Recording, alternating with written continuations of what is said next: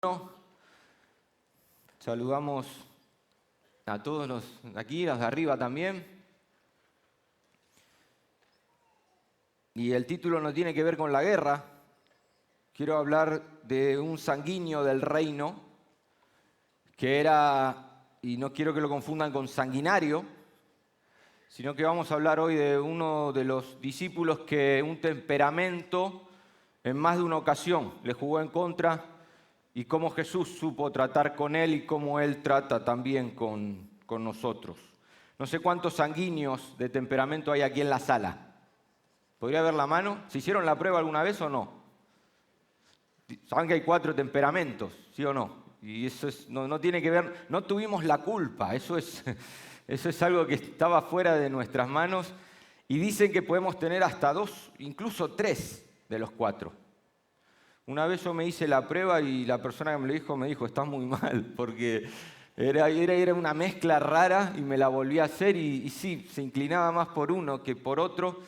Y en el día de hoy quiero enfocarme en esa dirección. Hay un texto en Juan 21, creo que es conocidísimo por todos, cuando Jesús se manifiesta a 7 de sus discípulos en una playa de Galilea.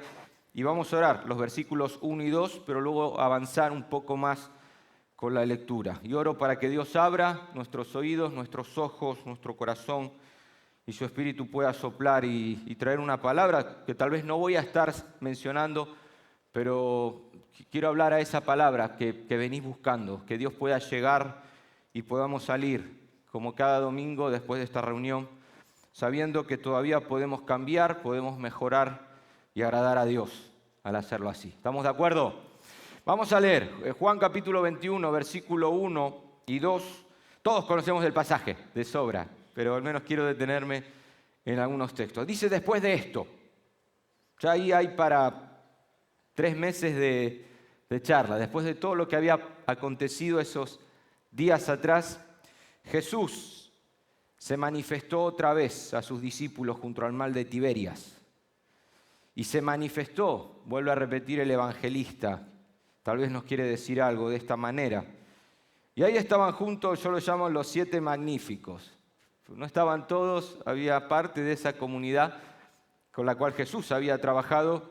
Y estaba Simón Pedro, nuestro protagonista de hoy, Tomás, llamado el Dídimo, Natanael de Caná de Galilea, los hijos de Zebedeo, y otros 2 de sus discípulos. Otros 2 también estaban con ellos.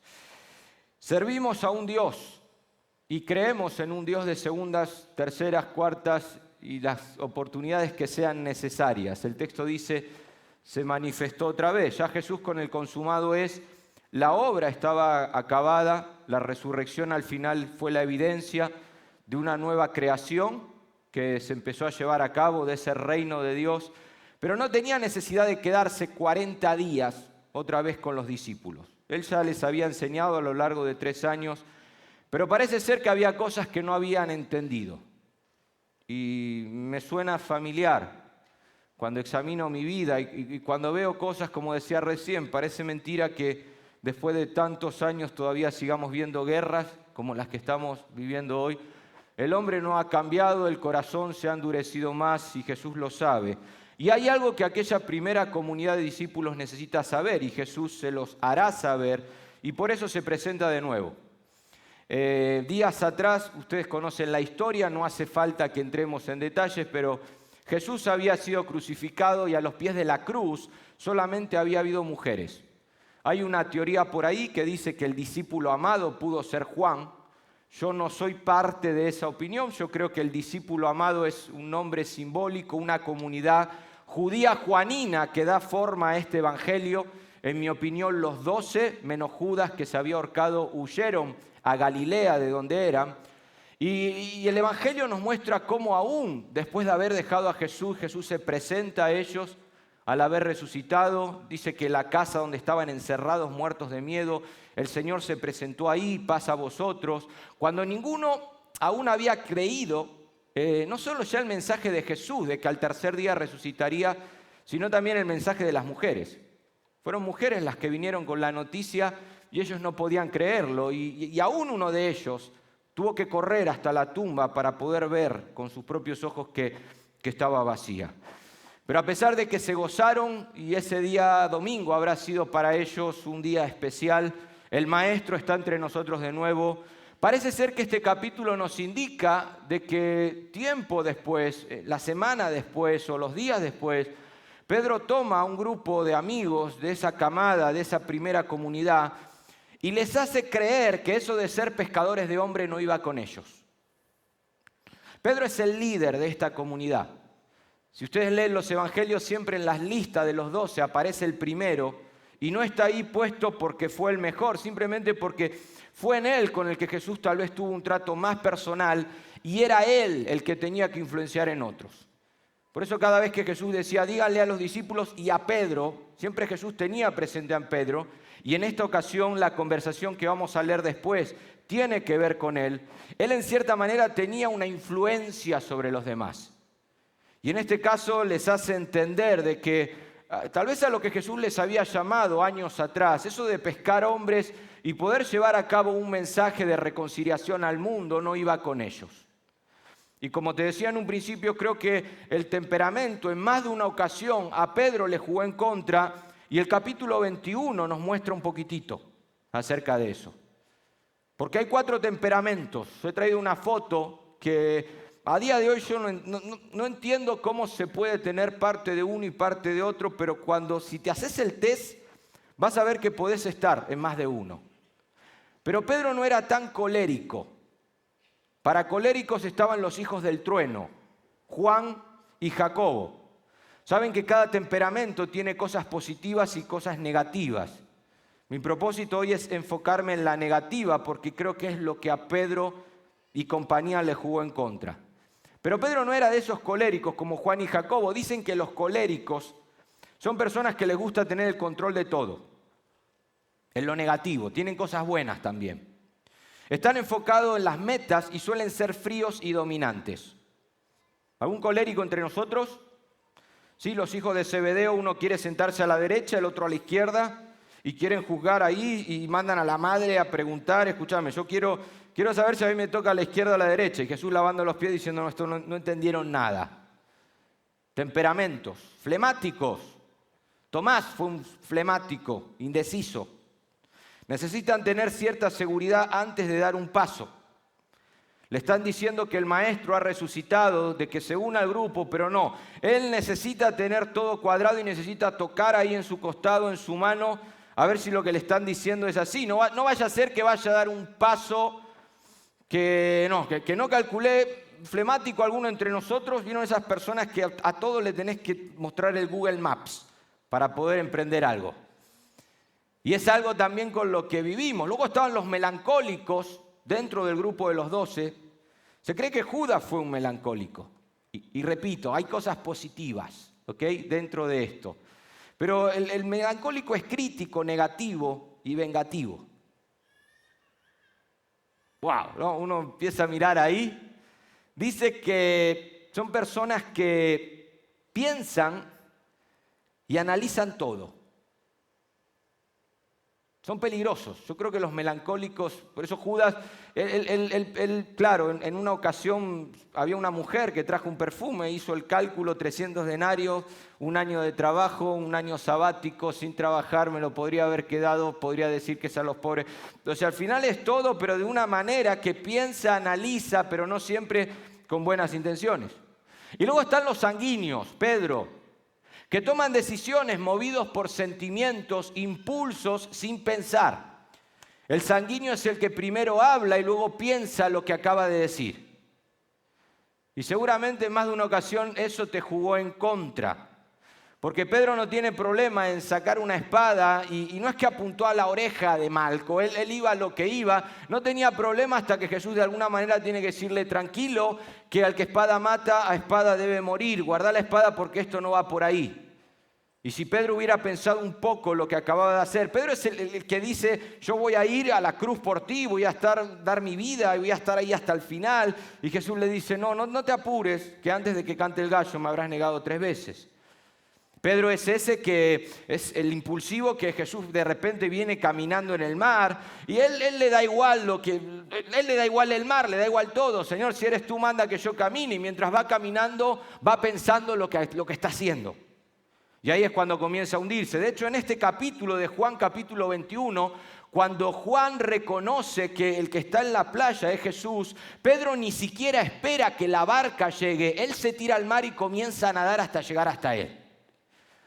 El impulsivo es ese, aquel que es movido por sentimientos, por impulsos, por sensaciones.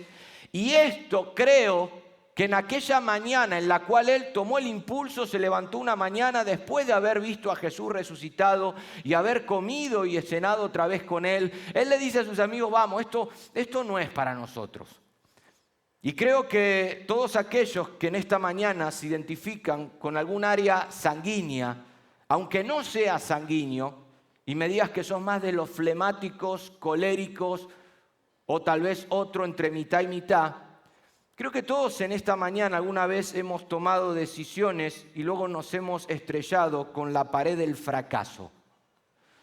Y cuando pensaste y te detuviste, tal vez dijiste, nunca tendría que haber tomado esa decisión, nunca tendría que haberme ofrecido para esa tarea. Creo que lo mío hubiera sido mejor seguir como venía hasta ahora, porque al final sí, el sanguíneo tiene cosas positivas, son los últimos en conformarse. A mí me gusta rodearme de gente sanguínea porque es gente que nunca se amolda al sistema. Jesús fue un sanguíneo en cierta manera. Él en ningún momento se dejó atrapar por el sistema religioso del Sanedrín, por el sistema político de Roma. Jesús era un emprendedor en todo el sentido de las palabras. Él continuamente buscaba innovar, buscaba cambiar, traía un mensaje revolucionario. Pero así como son los últimos en conformarse, los sanguíneos son los primeros en equivocarse siempre. Porque son aquellos que arriesgan, que aceptan desafíos. Y cuando uno intenta hacer algo, corre el riesgo de que las cosas no salgan como uno quisiera. Y si en esta mañana sos de esos, el mensaje que te quiero dejar y quiero analizar a través de este capítulo 21 es que fracaso nunca es el final de nada. A veces tenemos esa idea. Cuidado. Libros que nos enseñan a cómo no llegar al fracaso, pasos que debemos dar para no fracasar. Y lo que yo entiendo en los evangelios es que hasta en cierta medida Jesús es amigo del fracaso del hombre y que al final cada fracaso es un punto de partida para comenzar algo nuevo, si es necesario. Y si te has estampado y estrellado en algún área con cosas y quiero que la tengas en mente durante estos minutos, cosas que dijiste, nunca más volví a intentarlo porque al final lo de pescador de hombres, en el caso de los discípulos, no era para mí. Quiero que podamos ver a la luz de este capítulo 3 razones para que de alguna manera vuelvas a intentarlo. Y quiero motivarte y desafiarte no solamente a que lo intentes de nuevo, sino que te tomes el desafío que de acá a fin de año, ya estamos por llegar otra vez a diciembre, increíble lo rápido que se ha sido todo, y vieron que en enero siempre todos comenzamos con proyectos, con metas. Este año me propongo tal cosa y como que ya cuando va llegando Navidad nos vamos dando cuenta de que muchas cosas aún no se han materializado y las has dejado ahí. Y a día de hoy el Señor te encuentra pescando cuando tendrías que estar en otro sitio o haciendo otras cosas. Y yo en esta mañana quiero animarte, quiero darte rápido 3 motivos para que vuelvas a intentarlo de nuevo. Que el temperamento juegue a tu favor y que entiendas que el fracaso puede ser el punto de partida para comenzar algo nuevo, diferente, o aún para volver a intentar eso que venías tratando de lograr. Y a través de estos 3 motivos poder terminar, al igual que Pedro y esa primera comunidad de discípulos, poder entender, como luego vemos aún en el libro de los Hechos, que Dios no ha terminado con cada uno de nosotros y que todavía hay muchas cosas por hacer. Muchas cosas por hacer hay, Pedro, sígueme. Fue la primera palabra que él escuchó en una playa. Sígueme, va a ser la última palabra que él va a escuchar y va a ser un estilo de vida, tanto para él y como los suyos, y espero que lo sea en esta mañana, también para cada uno de los presentes. Así que el primer motivo que quiero ver Primer principio de vida, podríamos llamarlo principio de vida. ¿Por qué debería intentarlo de nuevo? Porque tiene que ver con un diseño de vida. Intentar cosas de nuevo tiene que ver con entender de que, como decía recién, Dios todavía no ha terminado con nosotros. Tal vez hay cosas que hemos dejado en la mitad, pero el principio de vida, el diseño de la vida, nos enseña acerca de un Dios de segunda, terceras oportunidades y de tareas que aún Él cuenta con nosotros para que podamos llevarla a cabo. El pasaje que acabamos de leer, versículo 3 y versículo 4, el evangelista va a hacer un juego de palabras.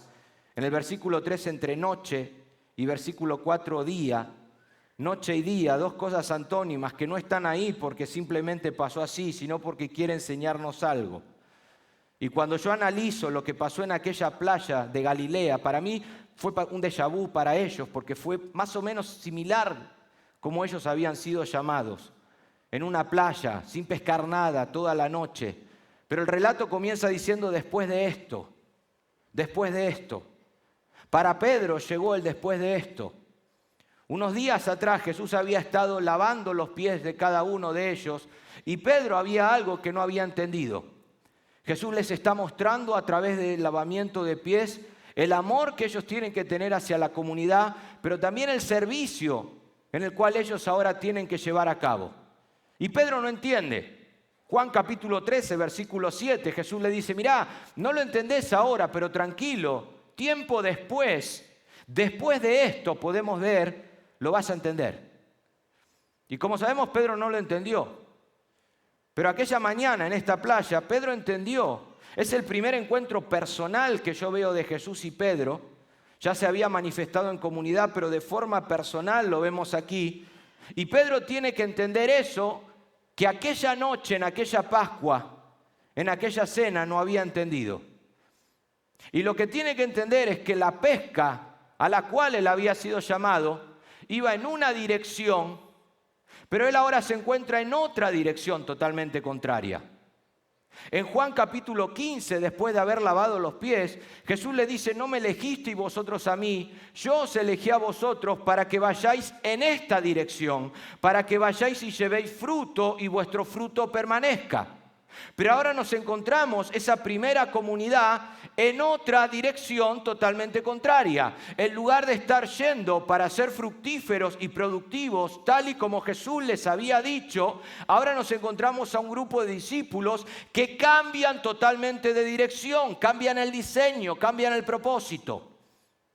Y esa noche de la que me habla el versículo 3, cuando era de noche sin pescar nada, creo que el evangelista, el que está redactando el evangelio, también nos quiere enseñar algo. La noche me habla de ausencia de Dios, de ausencia de Jesús. El mismo Jesús había dicho en el capítulo 9, versículo 4, que entre tanto que el día dura, la noche viene cuando nadie puede trabajar. De noche no podemos ser productivos. Fuera del diseño de Dios no podemos encontrar resultados. Aún el mismo capítulo 15 nos había dicho, separados de mí, nada podéis hacer. Pedro, para que ustedes puedan ser productivos, el diseño que yo tengo va en esta dirección, pero separados de mí, en otra dirección, nada podéis hacer. Pero Jesús no viene a recriminarle eso. Tal vez cualquiera de nosotros se hubiera acercado y le hubiera dicho, pero cabezón, si la dirección era esa, ¿qué haces pescando ahora? ¿No te das cuenta que estás experimentando el fracaso porque estás fuera del diseño al cual fuiste llamado? Pero Jesús viene y simplemente el evangelista nos dice, no, amanece. Comienza a amanecer, la luz del mundo se presenta en aquella playa para que Pedro y esa comunidad entiendan que el fracaso no es el final, sino que fracaso puede ser el punto de partida siempre y cuando podamos volver al diseño de Dios. Raúl, ¿por qué debería intentarlo de nuevo? Porque solamente vas a encontrar fruto y productividad en ese diseño original de Dios. Y en el capítulo 1 de este evangelio, el autor del evangelio de Juan, un quiasmo hermoso, el capítulo 1 de Juan, él hace teología con Génesis capítulo 1. En ese famoso texto donde dice: en el principio era el verbo, el logos. La palabra logos en griego es un proyecto que se ejecuta. De hecho, en otras traducciones, ustedes pueden buscar en la Biblia interlineal, la palabra logos en otros versículos se traduce como motivo. En el principio Dios tenía un proyecto. En el principio Dios tenía un motivo y lo llevó a cabo, y el evangelista está haciendo teología con Juan capítulo 1 y Génesis 1. Quiero que me sigan en esto, que teologicemos juntos. En el principio era el verbo, en el principio había un proyecto en el cual Dios creó los cielos y la tierra en una dirección. Y esa dirección era perfecta, era completa. Todo lo que Él hizo, lo hizo hermoso. Lo creó con un propósito, lo creó con un motivo, pero ya en el versículo 2 de Génesis vemos que esa misma tierra está en tinieblas, en caos y en desorden, porque nos está mostrando el proyecto que el hombre iba a adoptar al desobedecer a Dios. Y ya vemos que las tinieblas comienzan a ir en otra dirección. Y cómo el hombre acepta el diseño que le propone una serpiente, y al poder adoptar ese nuevo diseño, lo que predomina en el mundo es el caos, el desorden, las tinieblas. Al punto que tiempo después, ese mismo diseño que el cual el hombre tomó y llevó a cabo, el profeta Isaías nos va a decir: bueno, pero es que es tan malo ese diseño, que a lo bueno llaman malo y a lo malo bueno. Y Juan está escribiendo, o el discípulo amado está escribiendo: en el principio era el logos. Pero el hombre adoptó otro diseño.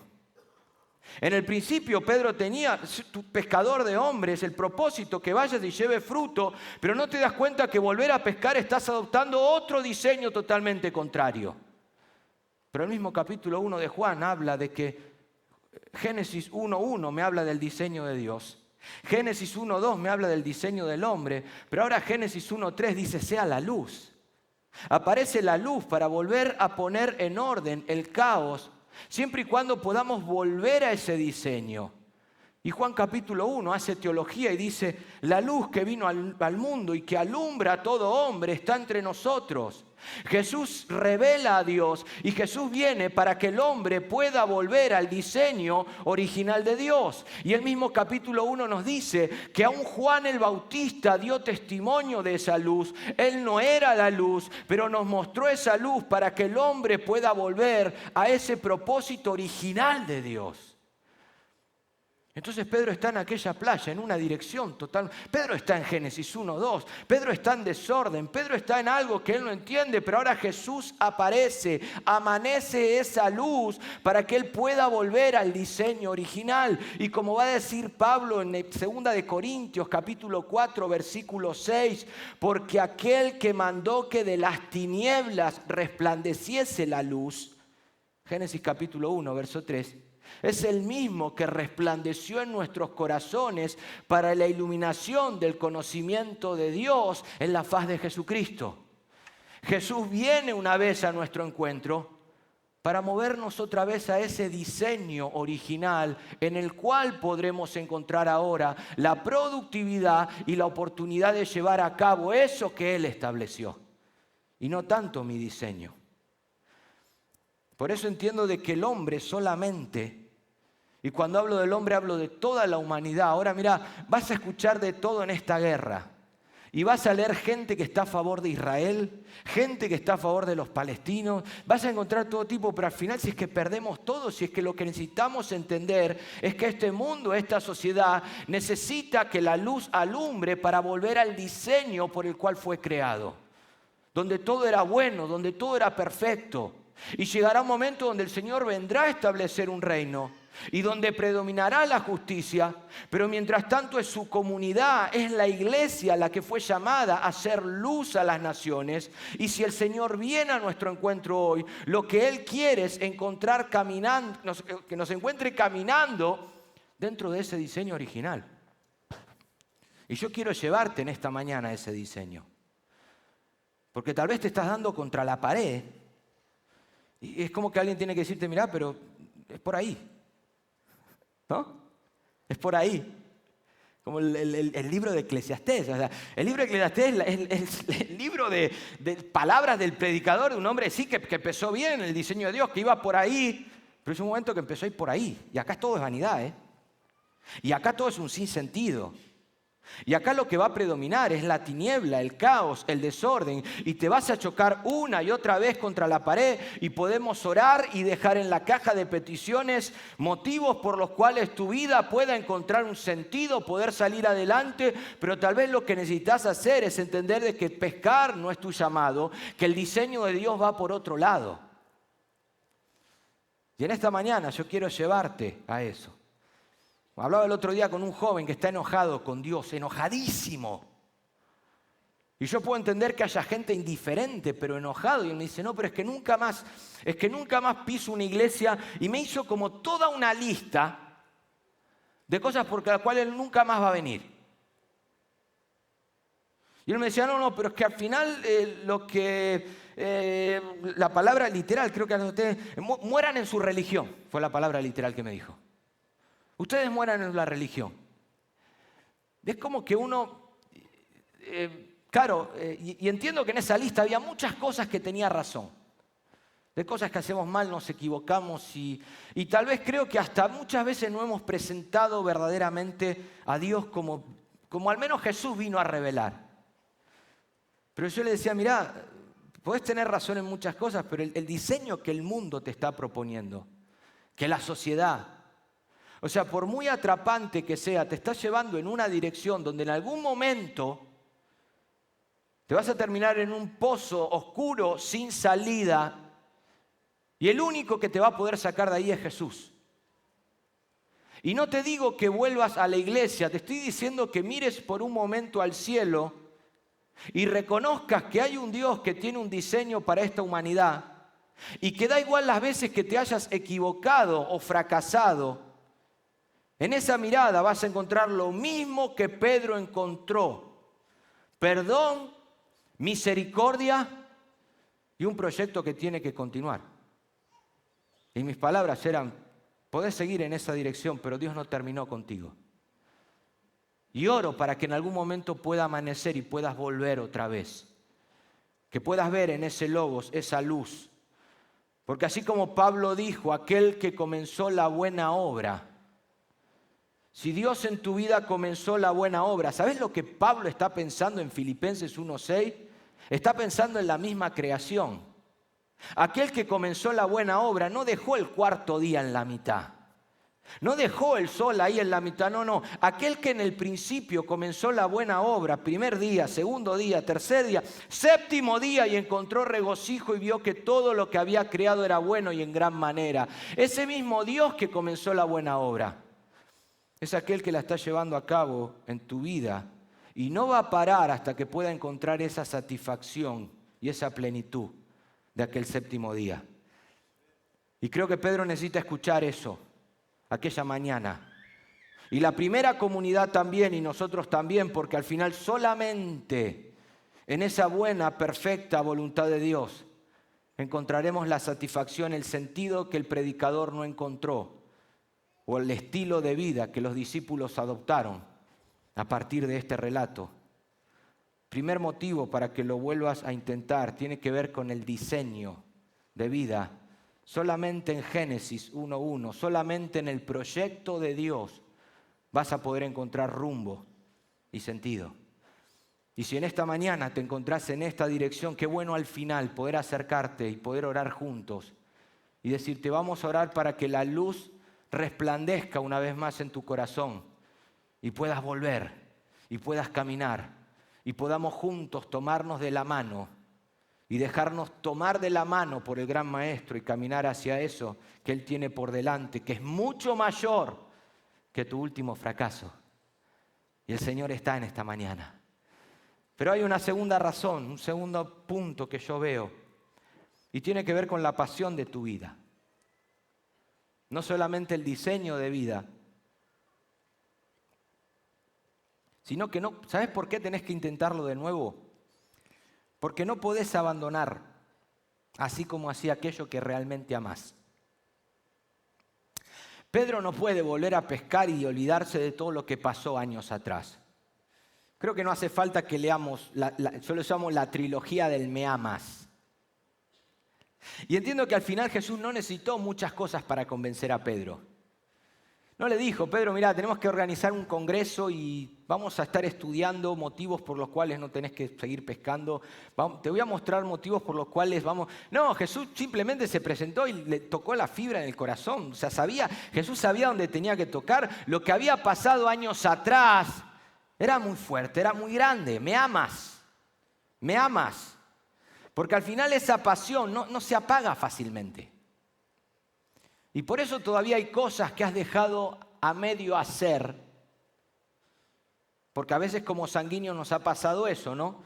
Hemos tomado una decisión y el que yo creía que era mi alma gemela no era, ¿no?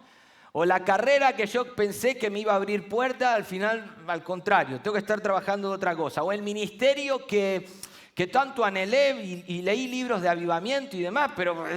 Estoy muy lejos de la realidad, pero todavía como que lo aparcaste, pero que como todavía está dentro tuyo. Y por ahí alguien te lo recuerda. ¿Te pasó alguna vez un hermano que vino alguna vez? Pero ¿y cuándo vamos a volver a eso? Y como que ya lo tenías ahí en el baúl de los recuerdos, pero de repente vuelve a salir. Y Pedro aquella mañana, ante las 3 preguntas de Jesús, entiende de que él no puede dejar así como hacia aquello que ama. Él no puede perder de vista lo que pasó en una playa similar 3 años atrás. Cuando él estaba pescando, remendando redes, habiendo trabajado toda la noche sin haber pescado nada, y este mismo Jesús que se presentó aquella mañana, viene y le dice, mirá, echa la red al otro lado. Maestro, toda la noche hemos estado trabajando en tu nombre, echaré la red. Llega la pesca milagrosa, y en Lucas capítulo 5, versículo 8, Pedro reconoce, amanece en él, resplandece Dios en su corazón. Y no puede hacer otra cosa que caer de rodillas. Señor, apártate de mí, que soy hombre pecador. O sea, eso no se puede olvidar fácilmente. Por eso cuando este muchacho me decía, no, es que nunca más voy a pisar una iglesia, es que no podés olvidar fácilmente lo que has vivido con Jesús. En algún momento va a volver a amanecer.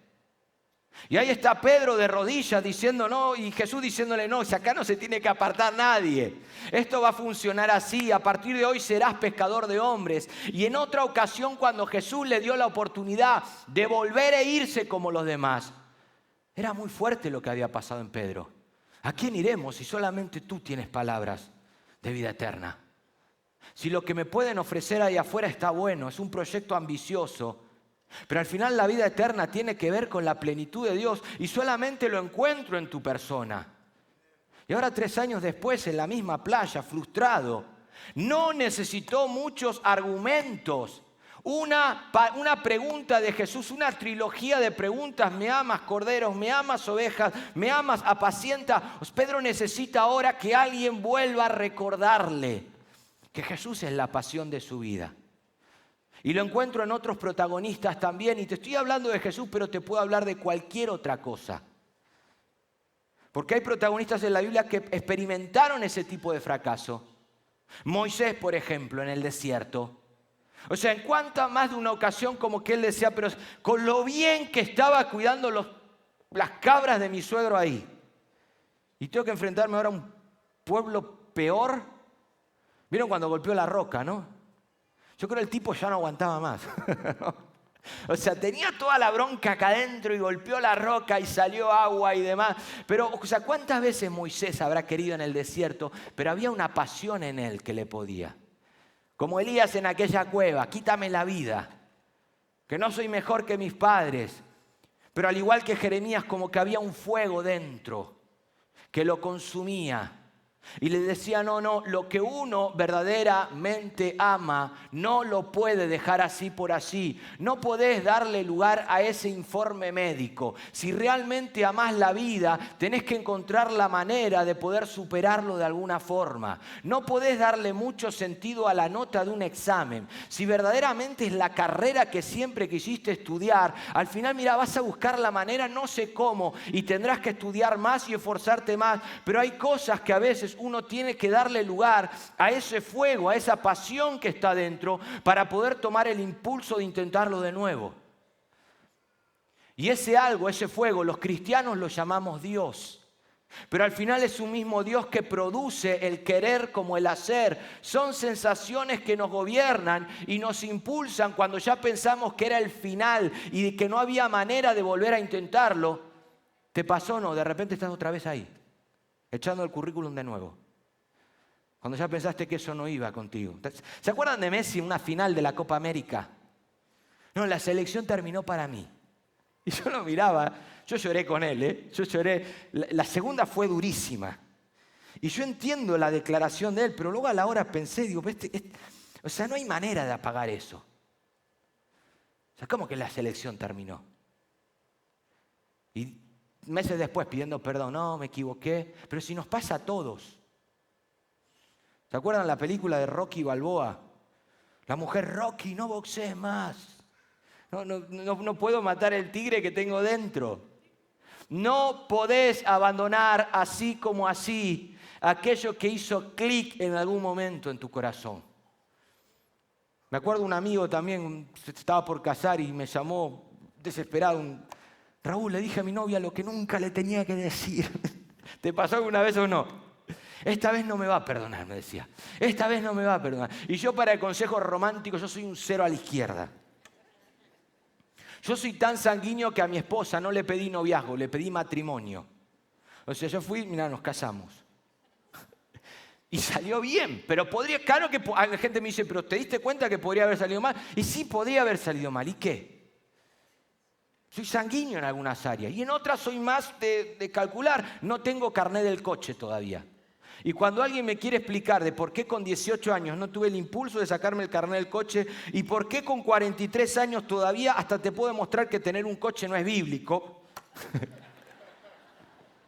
Yo viajo bien con mi patineta y mi tren en Madrid, pero como que para algunas cosas soy impulsivo, pero para otras como que no le veo sentido a ciertas cosas. Pero este me llamó y me decía, Raúl, pero es que le dije lo que no tenía que decir. Y ahí fue cuando el Señor me iluminó. Fui una luz para él. Y le dije, mirá, si te ama, te va a perdonar. Si esto es así. O sea, seguimos casados no por los retiros de matrimonio a los que vamos. ¿No? Seguimos casados porque hemos aprendido a amarnos. Y donde hay errores y donde hay cosas, el fuego es muy difícil apagarlo cuando verdaderamente ha pasado algo. Y la pasión para Pedro tiene que ver con Jesús. Lo que él había experimentado aquella mañana en aquella aldea o en aquella playa es mucho mayor que lo del patio de Caifás. O sea, habrá sido durísimo lo del patio de Caifás, Jesús mirándolo y de repente el gallo cantando. Claro que habrá sido un golpe duro, pero es muy difícil abandonar aquello que uno ama. Por eso, sea cual sea tu último fracaso, no dejes de intentarlo de nuevo. Hay un fuego ahí que tiene que jugar a tu favor. Hay una pasión que Dios puso que te tiene que llevar a intentarlo de nuevo. No intentes luchar porque ese fuego te va a acompañar el resto de tu vida. Tenés que volver al diseño original de Dios. Raúl, pero ¿de dónde saco la fuerza? Tenés que hacer uso de esa pasión. Y en esta mañana poder volver. Pedro, hay ovejas por delante. Pedro, o sea, lo que Jesús tenía para él era tan grande que hay un Pentecostés días después, y te va a tocar predicar. Y vas a tener que hacerlo en un templo delante de gente religiosa, judía aférrama, pero tú vas a ser el que vas a predicar. O sea, Jesús está viendo más allá de aquella playa. Él está viendo el proyecto, el diseño para Pedro y la pasión que hay en él. Claro que hay un Pentecostés, claro que hay un libro de los Hechos. Yo es que a veces si tuviera la oportunidad de hablar con Pedro aquella mañana, le diría, Pedro, pero hasta una basílica va a tener tu nombre de lo que vas a hacer en los próximos años. No podés renunciar ahora. No es el momento. El Señor no ha terminado todavía con tu vida. Hay todavía cosas por hacer y aún le hablo a las personas y quiero recalcar un poco esto, el que Dios no ha terminado. Porque aún pareciera ser que Juan capítulo 21 es la graduación de Pedro con el diploma, diciendo ya está, pescador de hombres de nuevo. No, lee el libro de los Hechos y te aseguro que vas a encontrar que Pedro en muchas cosas todavía no había cambiado. Y lo ves ahí con Cornelio. O sea, en la casa de Cornelio, la manera en la que Pedro se presenta a Cornelio, Cornelio, tú sabes qué inmundo es para mí, judío, estar en casa de un hombre gentil como tú. Uno dice, Pedro, Juan, Hechos capítulo 10, Hechos 9, Hechos 8, Hechos 7, Juan 21. Loco, no entendiste nada, ¿no? Nada. Si yo cada vez que leo Hechos capítulo 10 entiendo que Dios no quería salvar a Cornelio, que Dios quería salvar a Pedro, que Dios quería sacarlo y sanarlo de ese paradigma judío. Pedro, hay cosas que todavía no había entendido, necesitaba encontrar de nuevo el diseño de vida, pero Jesús sabía la pasión que había en él, que no podía apagarse fácilmente. Y las últimas palabras de Pedro a su mujer antes de ser martirizado, dice la tradición, fue: recuerda las palabras del Maestro, recuerda las palabras del Maestro. Pedro nunca olvidó la pasión y el fuego que había en su corazón. Y en esta mañana tal vez vengo a recordártelo. Si todavía hay ceniza y esperanza, Dios puede soplar, puede avivarte y puede impulsarte de nuevo a que lo intentes las veces que seas necesaria, pero no abandones rápido. No abandones rápido. No hay tiempo para pescar. Y el tercer y último punto, tercer motivo, Jesús le va a hacer entender a Pedro, mira, ¿sabes por qué tenés que volver a intentarlo? Si el primero tiene que ver con el diseño de vida, el segundo tiene que ver con la pasión de vida, el tercero a veces perdemos detalle, tiene que ver con lo fugaz de la vida. Te lo digo y que no duela mucho, ¿ok? ¿Por qué tenés que volver a intentarlo de nuevo? Porque no te queda mucho tiempo. No nos queda mucho tiempo. Y no quiero ser apocalíptico, estoy hablando de algo de vida. Pedro, cuando eras joven te ceñías e ibas donde querías. Cuando seas viejo, alguien te tomará de las manos, te ceñirá y te llevará donde no quiera. Noten una vez el juego de palabras. Noche, amanecer, en el primer versículo, aquí, joven, viejo, joven, viejo, joven, viejo. Pedro vivió 30 años más después de aquella mañana, aproximadamente. ¿Por qué tenés que intentarlo de nuevo? Por ley de vida. Se cree que todos los discípulos de Jesús murieron antes del 70.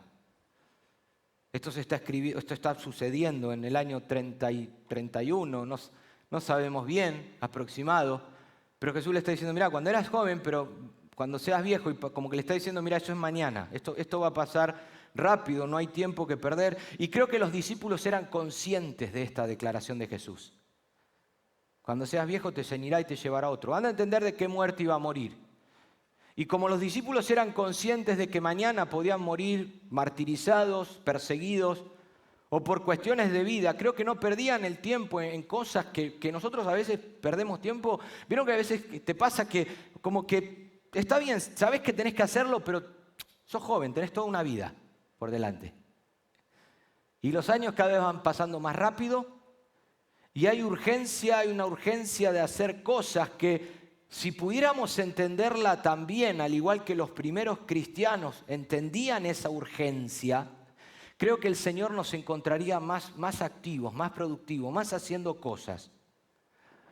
Pero creo como que a veces no lo entendemos, este principio de vida, que como titulé, lo fugaz. Esto va muy rápido, o sea, no hay tiempo que perder. Alguien me dijo una vez, Raúl, ¿querés encontrar una manera de ser más proactivo, ¿no? más productivo? Lee más a menudo obituarios, me dice. Yo ni sabía lo que era un obituario, pero empecé a leer obituarios. ¿Leyeron alguna vez un obituario o no? No seas trágico, no seas... Bueno, lee, buscá después obituario y lee. Está bueno porque nadie habla mal de un muerto, ¿no? Uno cuando va a un entierro y los obituarios están ahí, pero me choqué con uno de un hombre como que lo que se escribía de él es como que daba la sensación de que le habían quedado muchas cosas por hacer. Siempre parece eso, ¿no?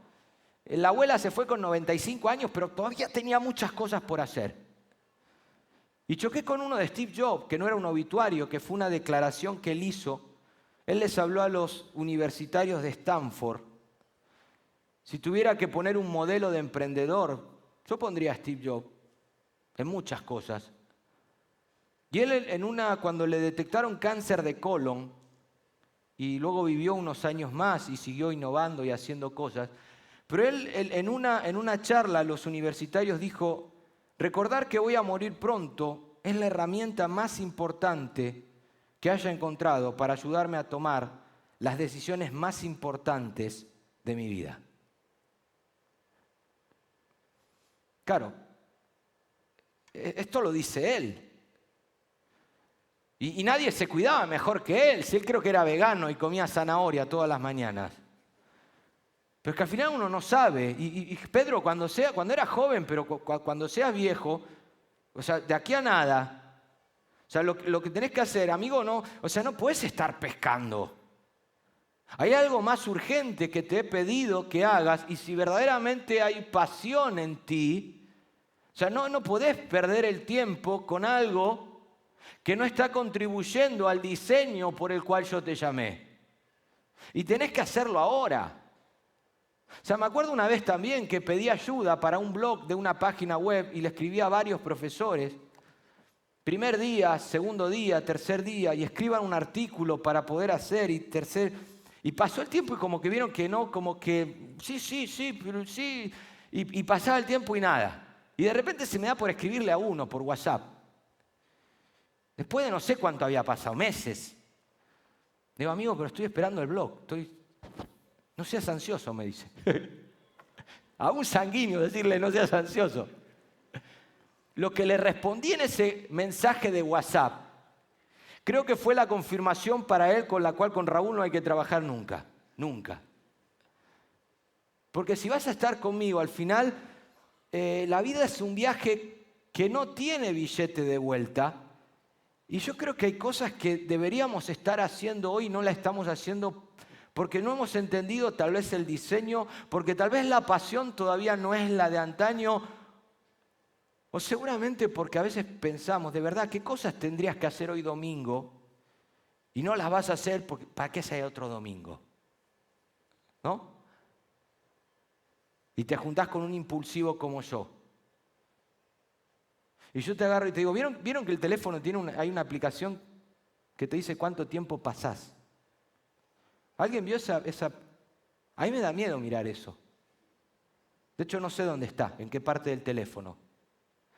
A mí me da miedo mirar el teléfono y ver el tiempo que paso en algo cuando el Señor me está diciendo, no, pero si es que es por ahí.